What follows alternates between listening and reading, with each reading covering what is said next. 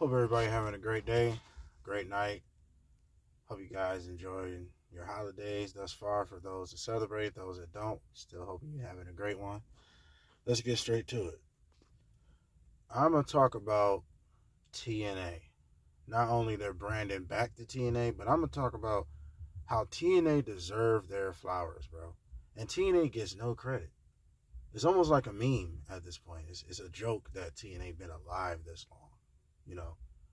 It's amazing to me, but people don't give it credit at all. When TNA has to go down as the most innovative wrestling promotion of all time. Bro, do you realize they have influenced WWE and AEW to this day? I'm going to give you some prime examples. Then I'm going to give you everything else why they deserve flowers. Example number one. Before there was Hell in a Cell, TLC, Money in the Bank, stipulations that was made into a pay-per-view, you had Lockdown. TNA Lockdown. And I can't remember for the life of me if it was called Lethal Lockdown, where it was like a certain team match. But Lockdown, the whole point of Lockdown was it was certain matches, big matches that was steel cages. Or I think every match was a steel cage. That was way before Hell in a Cell. That's just one example. AEW. This fast-paced style that you see, TNA was doing this years ago. 2003 years ago, bro. 2005 years ago, bro. They've been doing this shit. You know what I'm saying? Like you got to understand, man.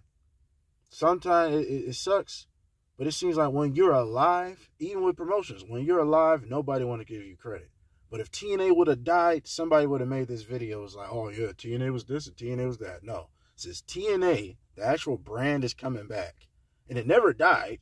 But since TNA is coming back, I thought this was the best time to bring up why the TNA deserves their flowers, bro. Oh, you thought I was done? It's more examples. This so-called women's revolution that we had in 2013, 14, bro. TNA was doing that years ago. They was doing that in 2005 years ago, my G. Yeah. Bro, TNA had women's tag titles. I didn't even know that was a thing, bro. Bro, women in TNA, they was getting treated just as good or better than the men way before WWE thought women was even that valuable besides looks, bro. Yeah, Gail Kim, Awesome Kong, Daphne, ODB, Angelina Love, Velvet Sky. Y'all better get it right, bro. Y'all better really get it right. Madison Rain. Those girls was part of a class of elite women that was doing this way before it was a cool thing, bro. Having ladder matches, hardcore matches, all types of shit. So, you cannot sleep on TNA. TNA's the reason why you see most of this shit to this day, bro. Oh, did I mention Ultimate X matches, Feast or Fire? Now, Feast or Fire might be a tricky one. I don't know if Money in the Bank, I don't know if that was the concept, but I wouldn't doubt it. I would not doubt it. Higher power things always take from a lower grade. That never failed. The higher industry is always going to take from the underground. So, I wouldn't doubt if Money in the Bank came from Feast or Fire. My introduction to TNA was in 2006 going on to 7. And my introduction, yeah, Kurt Angle just got over there, but that wasn't the reason why I started watching it. My introduction was later. I started watching it later, though. But my first time hearing or seeing TNA ever was on a video package. And my brother was telling me about it. He was like, bro, man, this is like the best wrestler I ever seen. You know what I'm saying? And when I first seen TNA, like I said, the video package, it was AJ Styles doing the Fosbury Flop, which was just crazy. I ain't never seen no shit like that before AJ Styles. Then, the one that got me, that probably got everybody, was the damn Canadian Destroyer, bro. I ain't never seen no shit like that. That was just mind-blowing. They overdo it now where it's not even a big deal, but it was mind-blowing when I first seen the Canadian Destroyer, bro. And yeah, I didn't watch it. That didn't make me watch it. I watched it a couple times at that time, but I wasn't into it until later. Because at that time I was still very WWE oriented. You know, if you didn't these was TNA was like basically my introduction to generic looking guys, generic looking wrestlers that could be wrestlers, smaller guys that was in the world title picture. I never seen that before TNA. You know, WWE in 2006 had Rey Mysterio and all that, but like that was it. You know, you didn't have Tajiri, Rey Mysterio, and etc.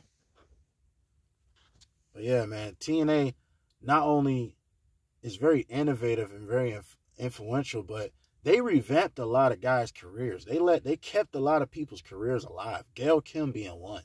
Gail Kim was in WWE and she didn't do shit. Like, she was like literally the best wrestler in WWE at one point in time. And you would have never knew that because she was in WWE. Hell, everybody talking about Christian Cage, how good he's doing. People saying this is his best run ever. I can't really say that. This is one of his best runs ever. It's good. It's really good. But, bro, in TNA, first of all, he got Christian Cage from TNA. His music is still the TNA theme. So you cannot just act like TNA wasn't the reason what made him a top guy. It wasn't WWE, unfortunately, bro.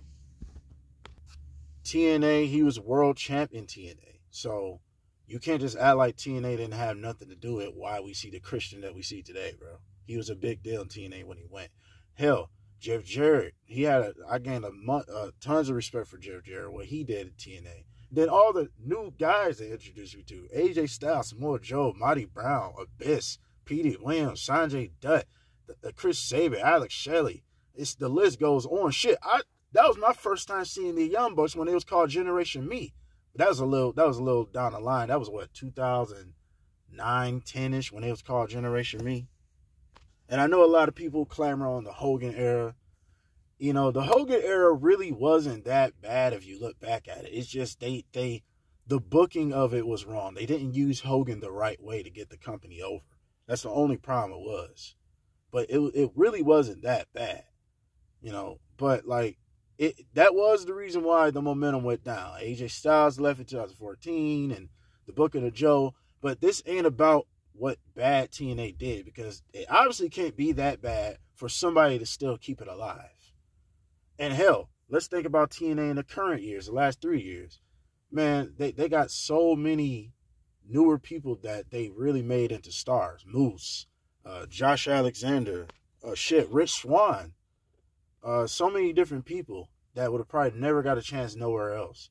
Moose, maybe. I doubt he wouldn't have got a chance at WWE or something. But still, give TNA they damn flowers, bro. Stop playing. TNA is a reason for a lot of shit you see today. And hell, to this day, nobody can do what they can do. Ultimate X matches and King of the Mountain matches. Like, bro, nobody was doing what these motherfuckers is doing, bro. Stop sleeping on TNA, man. That's all I'm going to say. We out.